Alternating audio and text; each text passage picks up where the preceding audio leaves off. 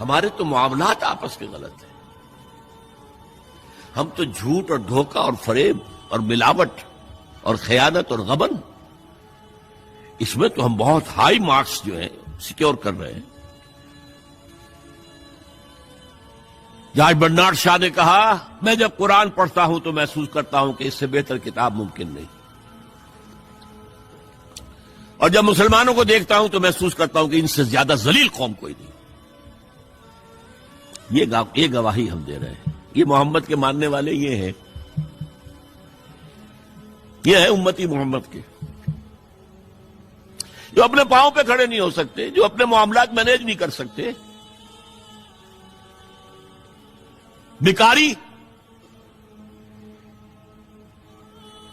یہ اور کہاں ہے وہ دین؟ کوئی ایک اس دنیا میں دکھا سکتے ہو کہ یہ ہے دین؟ آؤ، see with your own eyes, this is then ul Haq.